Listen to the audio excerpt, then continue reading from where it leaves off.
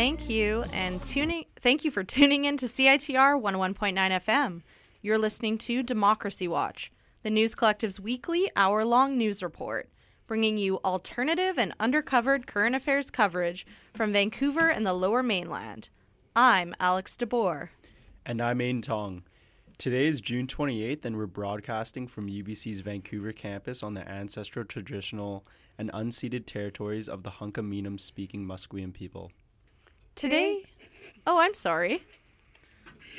Democracy Watch, we are not going to be bringing you any local headlines because we just have so much hot undercovered current affairs coverage for you. So much. It is out of control. So we just before the show right there, we had an amazing played for the first time on your airwaves audio doc by News Collective comrade Erika, and we'll be revisiting some of the content of that in the show today.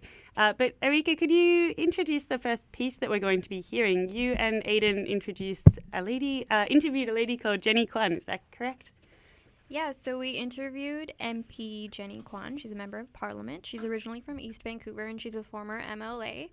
And because of the headlines that are, I guess, kind of going viral right now, what with the detention situation along the U.S.-Mexico border, we wanted to pull that into what Canada's role in this is.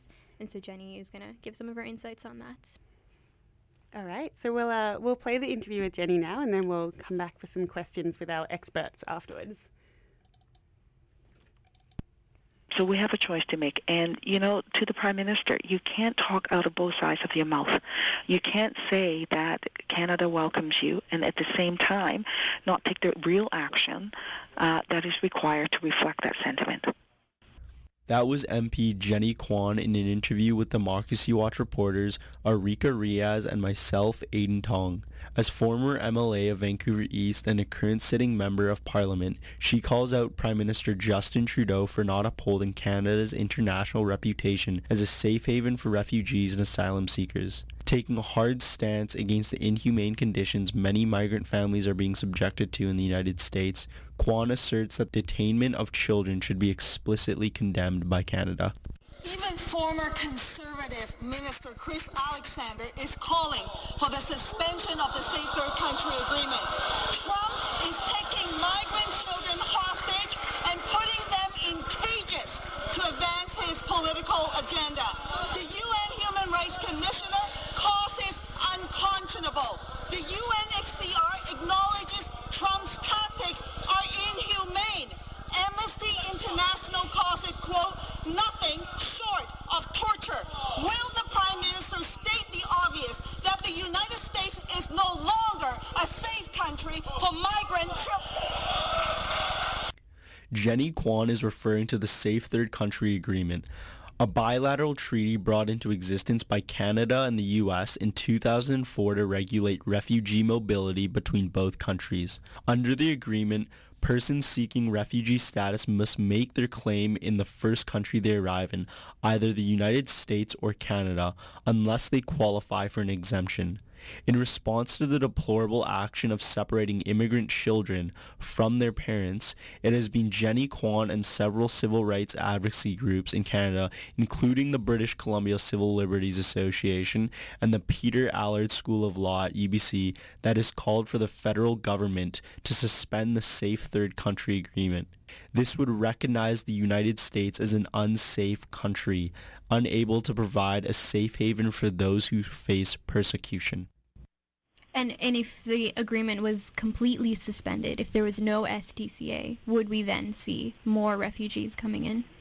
If the Safe Third Country Agreement was suspended, then what I think we will see is that people will cross to Canada through the official ports of entry, and then there will be order, which is what, by the way, the system was set up to do, for people to cross over, and if you're coming here to seek asylum, you would declare that at the official ports of entry, and then CBSA as well as the RCMP will deal with the situation, and and then unless if there are issues of criminality or gang violence, terrorism, and the like, you will be processed accordingly, and then a claim will be submitted to the Immigration Refugee Board, and then a hearing will be heard to determine whether or not your asylum claim is a valid one, and then things will proceed accordingly in what I would say, a orderly fashion. So seeing as a lot of detention centers are already being maxed out across Canada, if SDCA were suspended, and would that not add even more traffic to these detention centers, or would it not overwhelm our hearing system even more? Well, you got to ask the question, why are people locked up to begin with? And is that really necessary? People should only be locked up, in my view, if there are issues around criminality, around, safety concerns, and so on. And if that's the case, likely they would not be able to make a claim. Right, they would actually be deported from the country. But those who are not posing a risk to Canadians, why are they even being locked up to begin with? The government has acknowledged that detention of asylum seekers is wrong, and that they're moving to reducing those numbers. Then you need to go to the premise of the issue and really question why they were even locked up to begin with. My name is Erika Riaz. And I'm Aiden Tong. And that was a report from Democracy Watch with MP Jenny Kwan about the push to suspend the Safe Third Country Agreement and on immigration detention. Keep tuning in for more great local content. If you are fleeing war and terror, Canada will welcome you. That was Justin Trudeau in 2017. And then last week, Jenny Kwan was in Parliament speaking to Justin Trudeau amongst the rest of the Parliament. And when asked about the situation in the United States, about the human rights violations that are happening in the United States, and what Canada can do in response to this by ending the Safe Third Country Agreement, Trudeau responded with, "Canada will not play politics." Jenny Kwan, our East Vancouver representative up at Parliament Hill, repeatedly asked him, why isn't Canada acting? And his only response was, we don't want to play politics. Aiden, what do you think of that? Yeah, I think it was quite interesting that when we did interview her, she was just kind of telling us the Liberal Party isn't following through with, all this fluffy rhetoric that they always kind of talk about with regards to refugees and asylum seekers. And then when it came to the Conservative Party, they don't have a great track record with this as well. So she was just kind of in this lull as to what both parties were going to do. She's obviously very passionate about this subject, and obviously with children being detained in the U.S., it's quite a problem. But for her, I think what spoke to me was the fact that it was her and a refugee advocates in Canada that were really concerned about the hate crimes that have risen in the United States, as well as the xenophobia. And that's something that she pointed out in this interview. And so that's why she wants to suspend the STCAs, because she wants these people, essentially, she wants them to be safe. And this is what Canada should be representing, is we are welcoming to refugees and asylum seekers, and that's what she wants.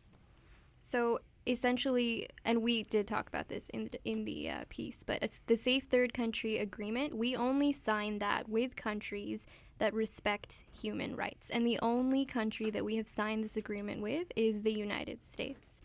And so yes, Mr. Trudeau did evade Jenny's questions on this repeatedly. But when we talked to Jenny, we liked how she kind of brought it back to Vancouver and how and why this is a topic and a question that is relevant to Vancouver. A lot of the asylum seekers, most of them are going to Quebec, irregular crossing points in Quebec and Toronto in Eastern Canada. But in 2017, we had about, I think it was 700 asylum seekers cross over actually where Surrey is. So that's 700 people fleeing persecution from the United States coming into Canada, but we didn't deem them refugees because of the Safe Third Country Agreement. Cool. So, yeah, I find it really interesting how you guys have turned the spotlight from what's happening down in the United States back onto Canada and our relationship with the US. But another consequence of the sort of Trump's policy being put in the spotlight at the moment is that other countries have been forced to reflect on their own treatment of both illegal immigrants and those in their country without documents in a way that is sometimes a little bit unpleasant.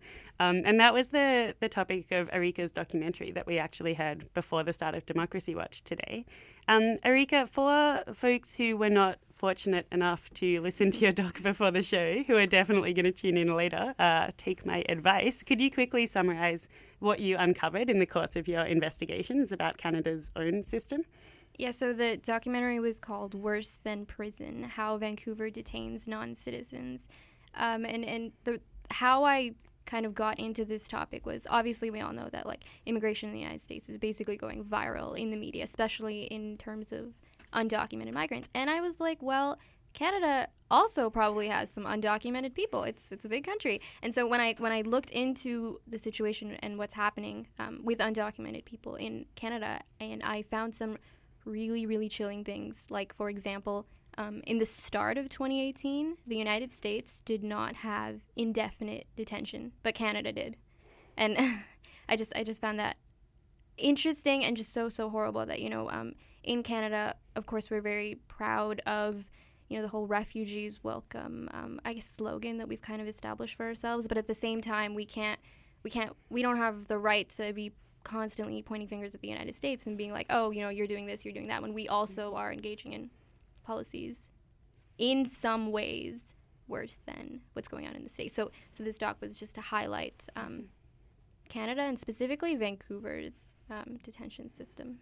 Yeah, and you do really nicely, I think, in the doc illustrate sort of that hypocrisy between the rainbow image that Canada wants to portray internationally and what is actually going on at home with our policies. But you also interview a lot of everyday Vancouverites on the street about their knowledge of how Vancouver is treating immigrants and sort of asylum detainees here locally. And it sounds as though a lot of people in the general population are deeply unaware of the kinds of treatments that you unveil in your documentary. So I wanted to ask you why you think that disconnect exists between sort of public opinion on what's happening and the realities of our own policies. Is that a lack of information, or is that a lack of engagement on citizens' part? Or what makes us so ignorant of what's going on in our own backyards? Okay, so I feel like we're jumping more to the federal level than local Vancouver, but that's okay.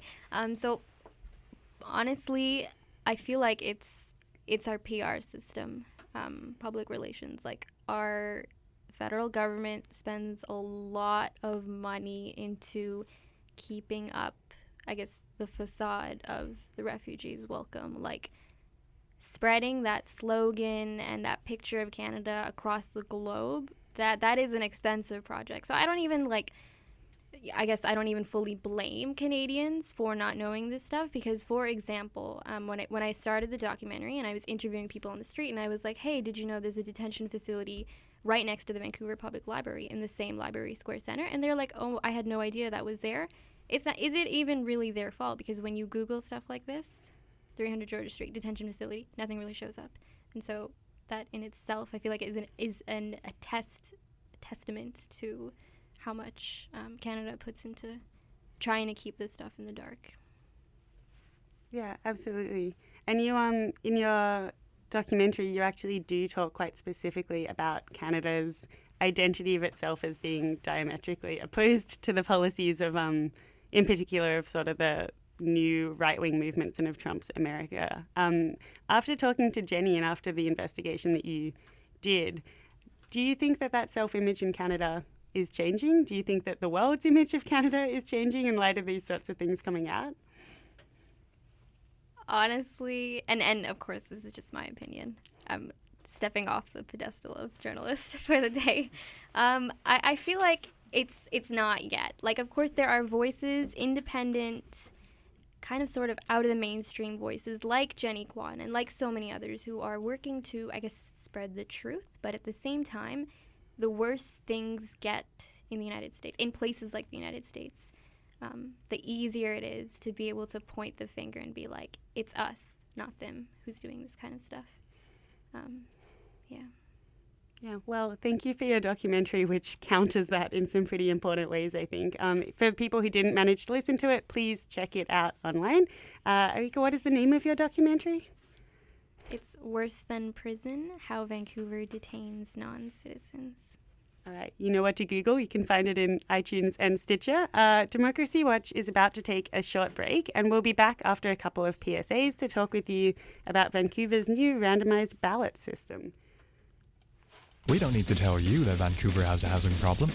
Mass evictions. Mass evictions. Unfair rent increases. What happened to rent control and protection from unfair eviction? If these or other housing matters concern you, you may be interested in joining the Vancouver Tenants Union. For more information, visit tenantsunion.ca.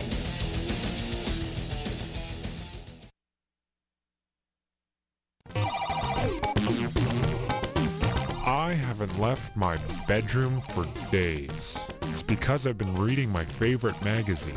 It's called Discorder, and the June issue is out now.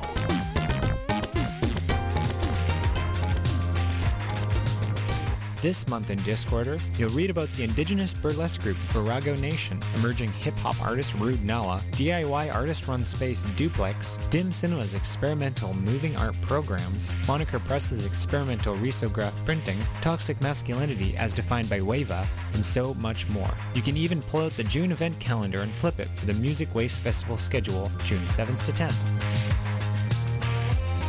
Thank you to our advertisers Timber Concerts, Mint Records, the Rickshaw Theatre, the Rio, Cinematech, Hexistential Festival, AMS, Queer Arts Festival, and Blueprint Events. And we're back. This is Democracy Watch on CITR 101.9 FM. You just heard an interview with NDP MP Jenny Kwan on how Canada treats its detained non-citizens, which was followed by a discussion with an audio doc maker and News Collective member, Erika Riaz, on her documentary Worse Than Prisons about a couple immigrant detention centers in Vancouver. So we're now going to change the focus a bit to municipal politics. As we all know, we have an election on October 20th. So we're going to hear a report on Vancouver's new randomized ballot system, which will be in place for this October 20th election. I spoke with political scientist Jack Lucas about this new policy, and I'll let you guys take a listen to the interview and come up with your own thoughts on it. You take the challenge here. Democracy Watch questions. That was well phrased. Think for yourself. Hello, I'm Alex DeBoer, CITR's Current Affairs Coordinator and member of CITR's News Collective. So, we have a municipal election that is less than 3 months away. In an effort to make this election fairer, both for candidates and voters, Councillor Andrea Reimer introduced a motion to randomize the ballot order. This motion passed in Council on June 6th. What that means is that instead of candidates appearing on the ballot in alphabetical order, according to last name, so A, B, C, D, E, and so on, the order of candidates will now be random. Since this motion passed, general perception has been quite favorable. Those who think it won't make a difference also seem to agree that it couldn't hurt. But is that true? In a recent article in the New Spirit titled, "Should Ballot Order Be Randomized in Vancouver?" co-authors Jack Lucas and Charles Tessier use a new database of election results from cities across Western Canada to examine the effects of alphabetic ballot ordering, or what is known as the Aardvark advantage. In theory, the problem with the Aardvark advantage is that voters will simply scan the list of names and choose the first names they recognize as they move down the list from top to bottom. And this issue can become exacerbated with a complicated ballot with, say, 50 or 40 people to vote for, such as will be the case in the upcoming Vancouver municipal election. Authors Lucas and Tessier have, however, disputed this understanding of the Aardvark advantage as being overly simplistic. In their analysis, they found the Aardvark advantage gives a small advantage only in cases where candidates' party affiliations aren't clearly labeled. This is key. it means that the aardvark advantage is much more pronounced in elections that involve nonpartisanship, low-profile races, or low amounts of information for voters. Essentially, in elections where voters don't know the candidates and don't know which party they belong to, or if they do, they don't know what that party stands for, the aardvark advantage will be in effect. Even in those cases, the advantage is only around 2 to 4%, so it's still quite small. What Lucas and Tessier warn is that implementing a randomized ballot system will simply replace one unfair system with another. They argue that instead of the aardvark advantage, now a random selection of names that get placed at the top of the ballot order will be given a slight advantage. To prevent this, they make 2 recommendations. 1, to implement a rotating ballot system, and 2, and most importantly, to provide voters with all the information they need to make an informed decision. I reached out to one of these authors in Calgary, Jack Lucas. Lucas is an assistant professor in the Department of Political Science and the director of the Urban Policy Program at the School of Public Policy at the University of Calgary. Here's the interview. First off, Vancouver has, up till this June, with the passing of Andrea Reimer's motion to randomize the ballot order, had an alphabetical ordering system. And this system has been criticized because of a phenomenon called the aardvark advantage, which you talk about in your article. I'm wondering if you can just explain what that is. Sure. So the phenomenon that we call the aardvark advantage in this article is the advantage that people get from their position at the top of the ballot. And if you imagine a voter in Vancouver, to try and understand how this aardvark advantage might emerge, you can imagine a voter who goes to the polls, has to select 10 city council candidates from a list of 30 or 40 or even 50 names. And so they start at the top of the ballot and they start to work their way down through the list. And as they go, they select the names that they recognize and remember that they want to vote for. And if you don't have very much information for voters on the ballot to help them remember who's who, it can sometimes be the case that as they go through the list, they'll mistakenly vote for somebody at the top of the ballot, someone they recognize, and they will have exhausted their votes or the votes they want to cast by the time they get to the bottom. And so what that means is people who are at the top, because people tend to work through the list from top to bottom, might have an unfair advantage.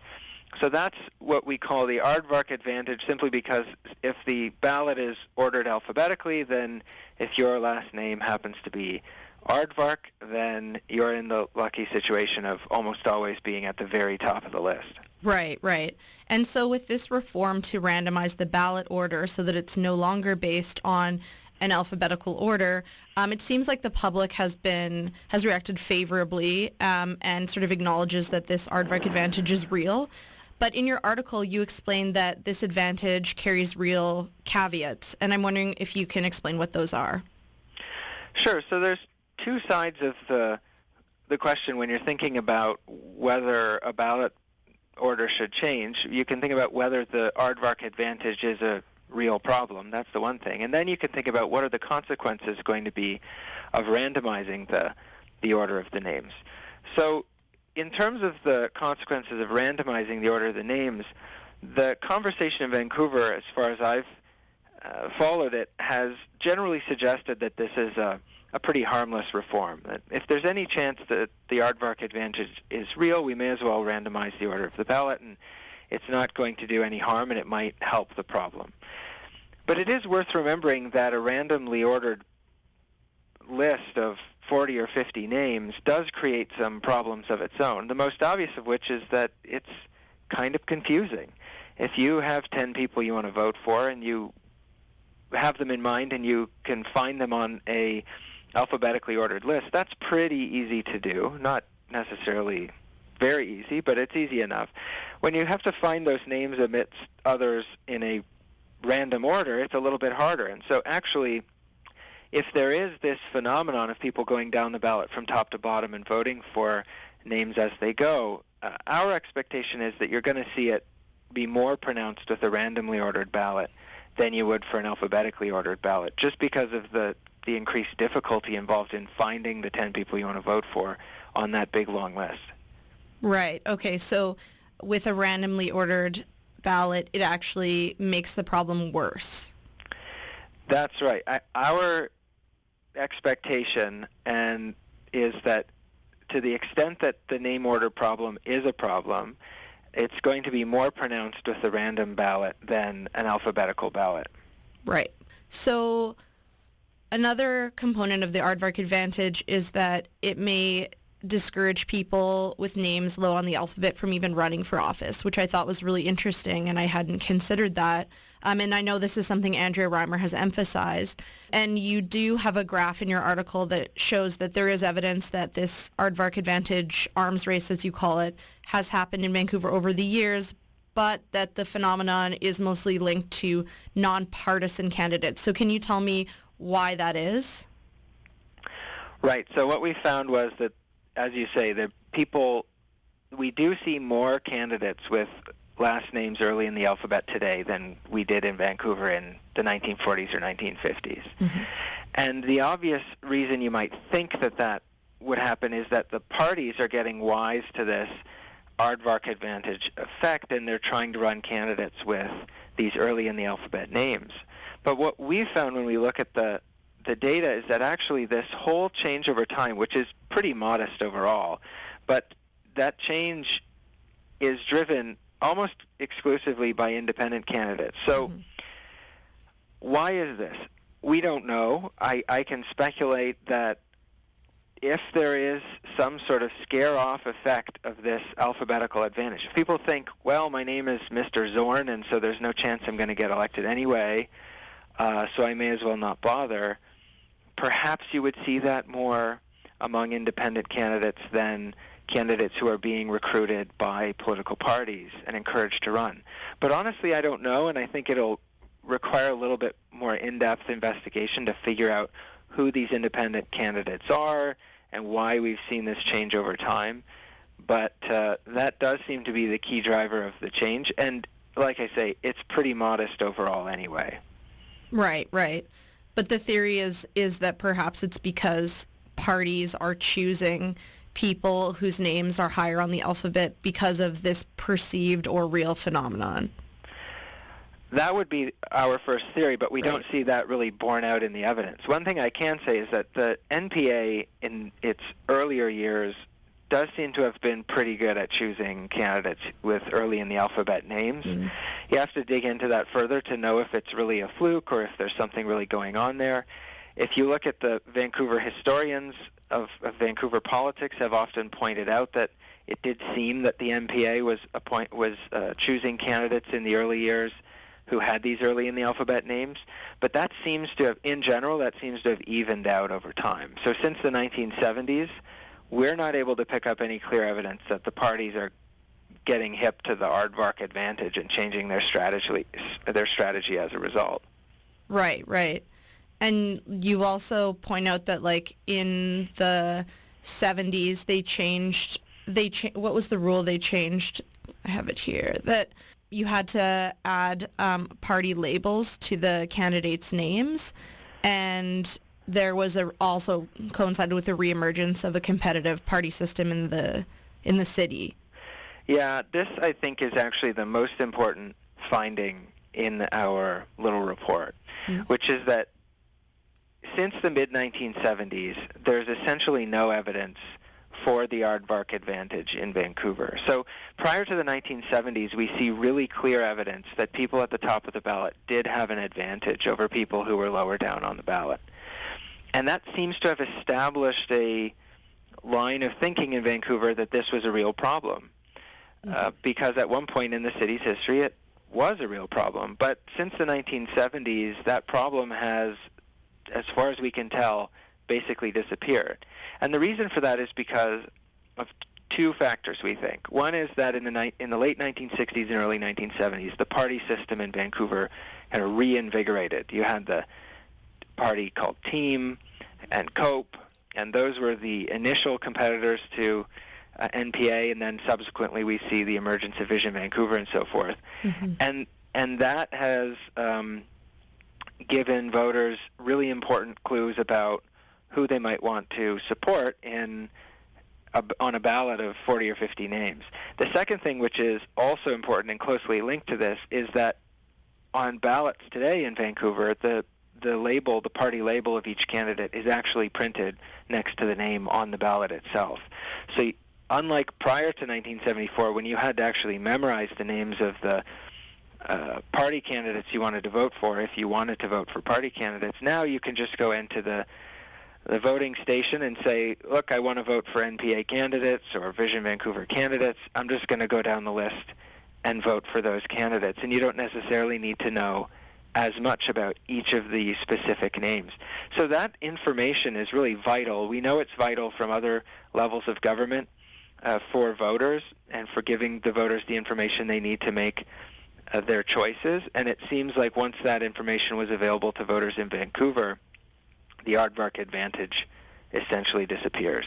Right. So it sounds like you're saying that, once candidates are grouped into parties that stand for something, people can more easily identify who they want to vote for based on those party beliefs rather than the individual candidates who may have more complex individual platforms.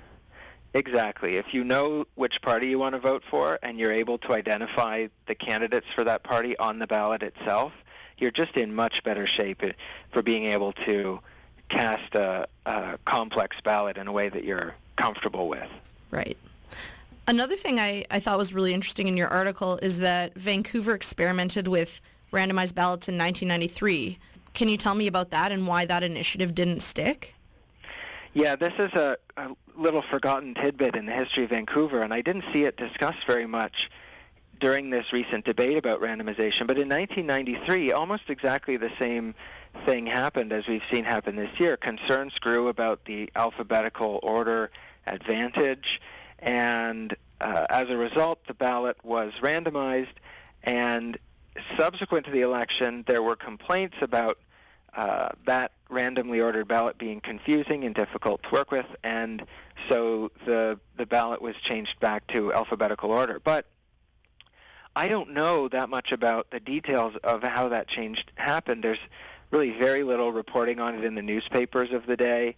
I haven't been able to find much by way of archival materials related to that event. So it's a bit of a historical tidbit, but it would be worth exploring given that this recent change is happening in Vancouver again. It'd be nice to know a little more about the experience in 1993. Yeah, absolutely. So you've listed you've explained how the randomized ballot sort of creates a new set of advantages in replacing the alphabetized system. And your recommendation is that instead, or in addition to the randomized ballot, Vancouver adopt a rotating ballot system. Can you tell me a bit about what that is?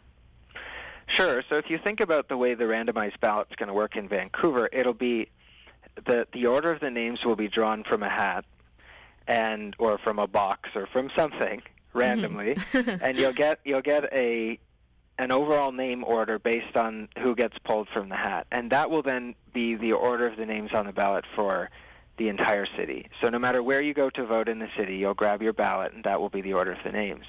And the effect of that, as we say in the report, is that really you're just picking a different set of winners, right? If the ballot order advantage is a real thing, then instead of being a winner because your last name is Aardvark, you're a winner because your last name happened to be the first one that was drawn from the hat. So the way to get around this is to have a different order of names at each polling station across the city. It's also possible to have a different order of names on every single ballot, but that gets a little complicated. They do it that way in Calgary.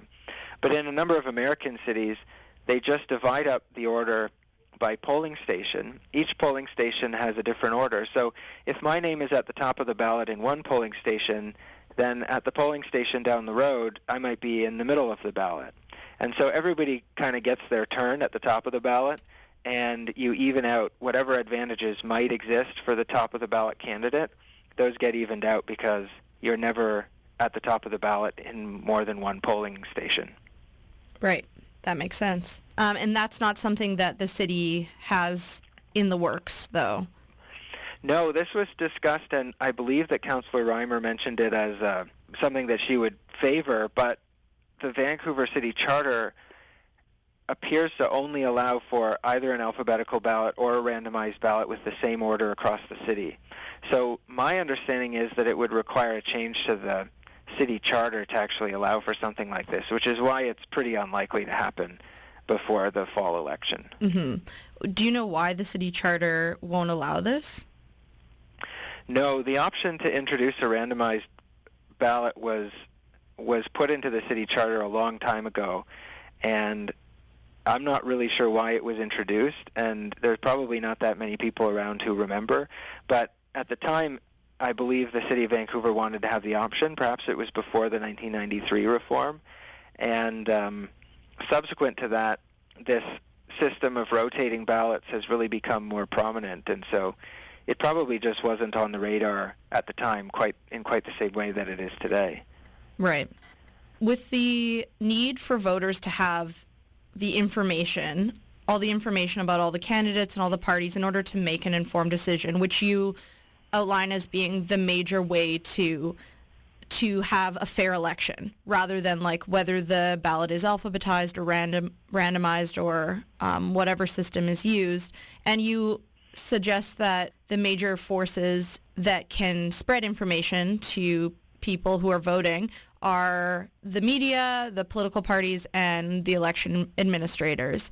And it seems to me the major force among those three is the media. And I was just wondering if you wanted to comment on whether you think Vancouver's media is robust enough to provide voters with the information they need to make informed decisions when casting their ballots, especially in an election with 40 or 50 names that may be especially confusing.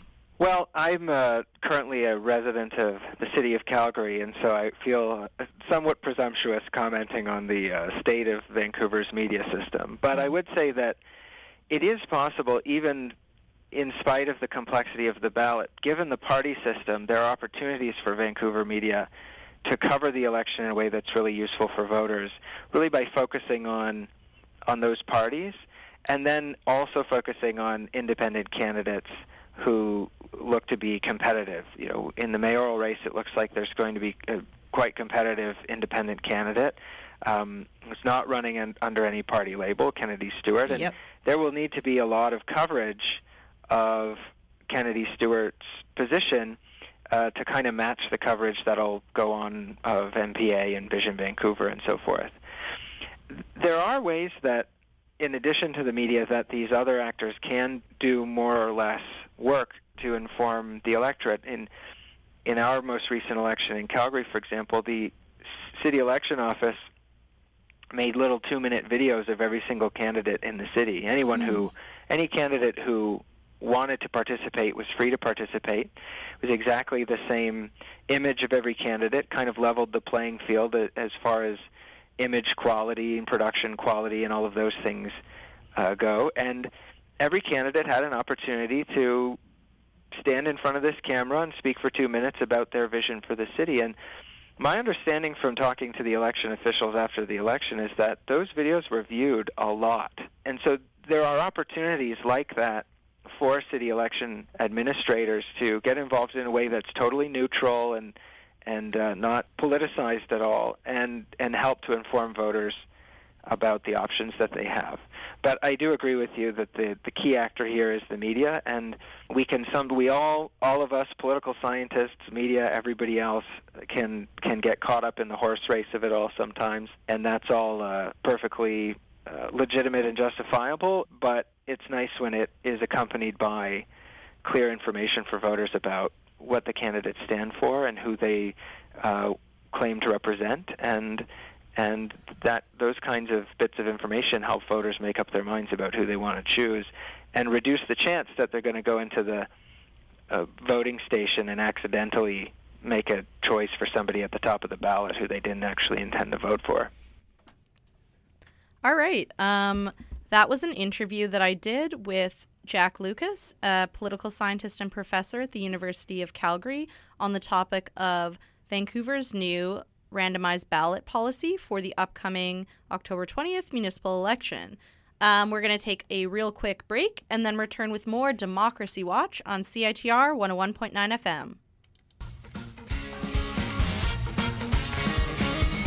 Support the women of the Downtown East Side and spring into the Scotiabank Charity Challenge on June 24th. Join the Downtown East Side Women's Center in crowdsourcing funds and spreading awareness of their organization, which provides safe space, emergency shelter, basic essentials, and a continuum of support to marginalized women. Go to www.dewc.ca/run-forward-DEWC for more information.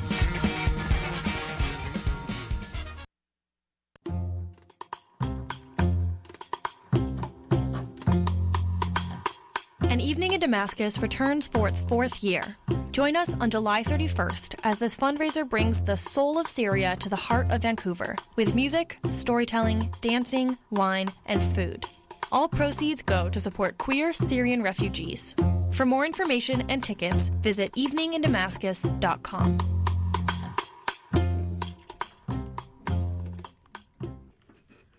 All right, and this is Democracy Watch on CITR 101.9 FM. So we've heard an interview with NDP Member of Parliament Jenny Kwan about Canada's detention facilities for non-citizens. We've also heard on this show an interview with University of Calgary political scientist Jack Lucas about the potential effects of Vancouver's new randomized ballot system, which will be in effect for our upcoming municipal election. So we're now going to hear a report from last night's Green Party nomination meeting to continue on the local politics kick. Everything we do is local politics, but to continue on the election kick, rather. So I was at the nomination meeting last night, which was on Main and about 15th. And I collected some tape and I had a chance to talk with Adrian Carr, who's the incumbent Green City Councillor. So let's take a listen to my report and you can hear about the nomination meeting results. Hi,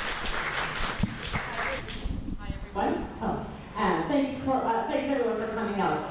I'm Adrian Carr. I topped the polls in the last election, more votes than any councillor in the history of Vancouver. And it's because I say I work hard, I listen to people, I am fair and balanced, and I put public interest first. I decided to not run for mayor, but for council, because people said to me overwhelmingly, we can't afford to lose your voice in council chambers. People want me in those chambers, but it's in your hands to share my name is on the ballot. And I trust you to do that, and I trust you to pick a fabulous team of candidates to get elected on October 20th. Consider incumbency. It really helps to have incumbents running. They've got the knowledge. It's really good to consider nominating people who have worked for years to build our party. I've worked with P5, for example, for years. It really makes a difference. It's smart to include young, diverse candidates that reflect the community at large. Nominate me, and I pledge to campaign with every candidate, every bit of my energy, every bit of my time. That was incumbent Green Party City Councillor Adrian Carr, going over her allotted 1-minute speech time at last night's Green Party nomination meeting on Main Street. On the evening of Wednesday, June 28th, 7 Green Party City Council hopefuls delivered speeches to party members. Those 7 were Adrian Carr, Pete Fry, Denise Brennan, Terry Martin, Francois Ronette, Mike Wiebe, and David Wong. After City Council nomination speeches came the 4 Park Board nominees, Dave Demers, Camille Dumont, Stuart McKinnon, and Mash Salehouman. These nominees were followed by the last round of speeches by 6 school board nominees, Lois Chan Pedley, Nicholas Chernin, Alex Dow, Ralph Fratz, Janet Fraser, and Estrelita Gonzalez. After each of the 17 1-minute nomination speeches concluded, I was able to chat with Adrian Carr outside the voting hall. Could you tell me a bit about your platform? Well, the platform's going to be developed once we get our candidates in place. That's who develops the platform, because they have to run on that platform. But you can bet, on a council perspective, housing's number one. Affordable housing is just the biggest crisis in this city, and we have to take much bolder and much different action in order to get the kind of affordable housing matched to local incomes that Vancouver needs. You had considered running for mayor because you had a lot of popularity and you had a good chance of winning, according to some political scientists, but you weren't able to get endorsement from center-left parties. Can you tell me a bit about that? Yeah, so basically I was urged to run by people within the public just saying, look, we need this. There's a change election happening. The current mayor is not running again, so this is the perfect opportunity to step forward. So the first thing I did was assess my own party support, and I got 100% support. Then I started to look at polling, and there were a couple of polls done, and I was the most popular of any potential candidate for mayor by far, like way above anyone else. But then it's all about the competition, because people said to me, look, I really want you to be mayor, but I don't. There's a risk, and what if you lose, and then we lose your voice at the council chambers? So they didn't want that. So what was the risk? I figured the more candidates on the center left, the higher the risk. So I approached all the other parties on the center left, and unfortunately didn't get any of those parties to support me. And 1 week after asking for it, Vision said they were going to run a candidate. Then Kennedy Stewart stepped in, and I gathered with NDP's support, and Shauna Sylvester was already there, and now Cope is thinking of running a mayor candidate. So all of that means that the vote gets divided, like it did last October in the by-election when there were 5 candidates on the center left and they got 2/3 of the vote, but Hector Bremner, the NPA candidate, won with 27% of the vote. I didn't want to repeat that scenario, so that was what just made me decide I'll go for council. That's what the public really wants me to do. They want me in that council chamber, and running for mayor is too risky in a crowded field. Right, and so you talk about, if elected to council again, being a sort of de facto mayor. What exactly does that mean? Ask Charlie Smith of the Georgia Straight, because he's the one that said it. I read it in your... yeah, that's right. It came straight in the column by Charlie Smith, which I found amusing, because the point really is there's not very many incumbents running for council.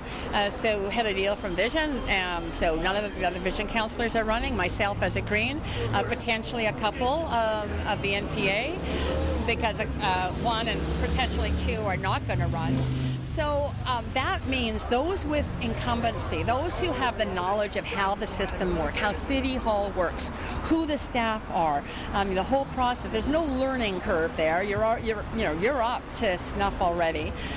So that gives an advantage, and it does mean, especially if you're top the polls, which I did last time, it does give you influence amongst others at the council table, including the mayor. And the mayor's just one amongst equals. So it's only one vote.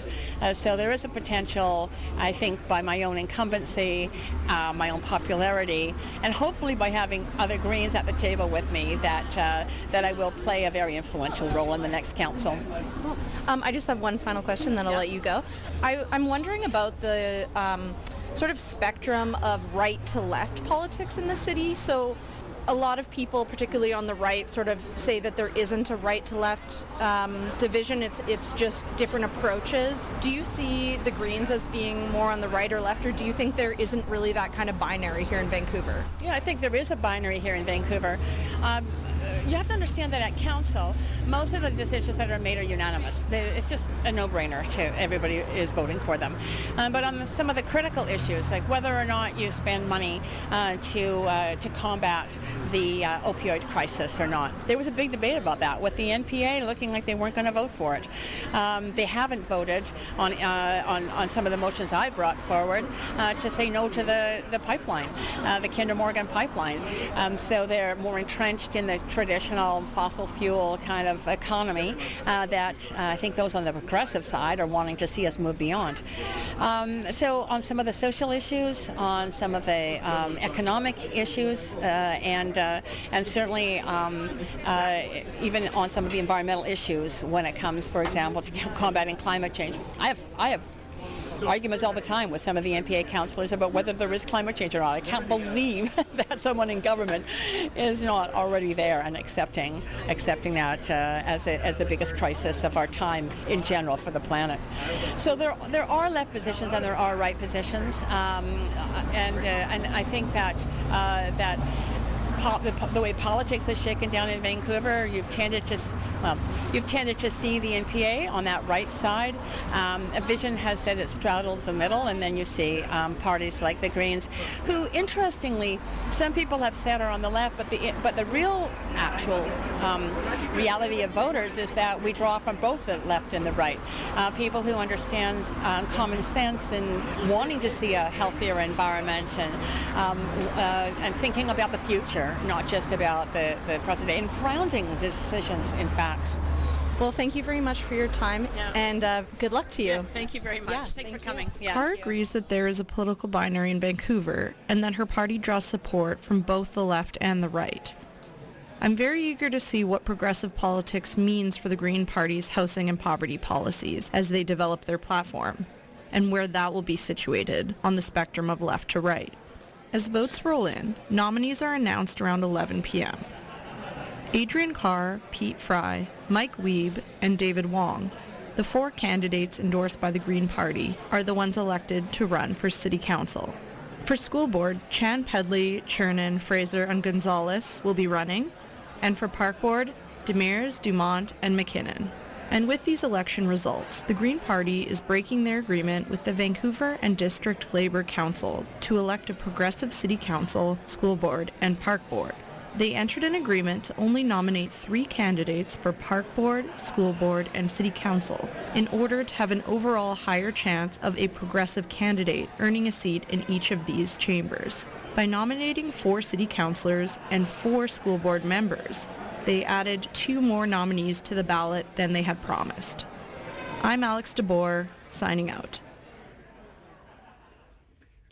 Okay, and you're listening to Democracy Watch on CITR 101.9 FM. That was a report from last night's Green Party nomination meeting. All the results were listed. So one thing I noticed while there, to my surprise, was that Glenn Chernin, who is the rabble-rouser of the NPA, who was not elected but ran for their position of mayor, his brother, Nicholas Chernin, was running for the Greens for Park Board and was elected. Boom, boom, boom. Yeah, I was like, whoa, these Chernins are everywhere. And we have Zubin in studio here, too. Zubin and I were the ones who went to the NPA mayoral election meeting. So I sent him a Facebook message and with to let him know this municipal gossip. I was like, who can I tell this to? Literally no one, except for Zubin. So what are your thoughts on this, Zubin? It's quite interesting. As pointed out in the Georgia Straight article by Charlie Smith, Glenn Chernin apparently considered running for the Greens before choosing to run for the NPA. Previously, both brothers were part of the Glenn Chernin-founded, non-developer money-founded Cedar Party in the last civic election, which was unsuccessful, as many of you have probably never heard of it. However, you may have heard of their one stunt that got some news attention because they protested the bike lane expansions on Point Grey Road by driving down them in their Dodge Charger and Camaro Z something. But either way, it's quite ironic now that Nicholas Chernin has won a nomination from the Green Party, a party which you would usually associate with environmental causes, such as the reduction in carbon emissions, such as which from classic cars are not known for, nor are protesting bike lanes. Yeah, that's weird. And I think it relates nicely to the end of the piece we just heard, the report from the Green Party nomination meeting, which is this question that I brought up. Where is the Green Party situated in the political binary? And I mean, assuming that Nicholas no longer is into old-timey cars, but maybe he is. Like, I don't know. It seems like this party is sort of Probably has a Tesla now. Probably has a Tesla now. Now he's an environmentalist. Yeah. I guess we'll just see, like, where they're environmentally progressive, but, like, are they socially progressive really? They say they are, but honestly, every party says they are. Yeah. Literally every party. The NPA, Hector Bremner with Yes Vancouver, I believe. Yeah. His Love new platform. and everything, or we need open whatever. Yeah. Oh, also, as an update, his party has officially launched. I believe it's called Yes Vancouver. I mean, most people knew that already. Like, that was anticipated, but it is called Yes Vancouver. So that's a thing. But I mean, it was interesting that Nick Chernon's brief, his candidate description did sound quite progressive, and he talked about having like kids who've gone through like bullying issues and experience coming out and other such things. So compared to what his brother talked about at the NPA, it does seem like at least like he touched on some considered socially progressive issues. That's true. I guess we'll just have to see. Wait and see. Man, this election is exciting. I would like to say before we come to a close that the News Collective here at CITR, which you are listening to, is launching a podcast called Seeking Office. And we are very excited about it. At least I am. It will be coverage of the municipal election, which is just less than 3 months away. October 20th is when it is. So stay tuned for that. There'll be social media information coming out soon to direct you to where you can download it, which will be anywhere you can download podcasts. And it will be available on Tuesday. So stay tuned for more information on that. And thank you for listening to Democracy Watch on CITR 101.9 FM. The next show, which you should stay tuned for, is called Flashback with Alec Christensen. So stay tuned and thanks for listening.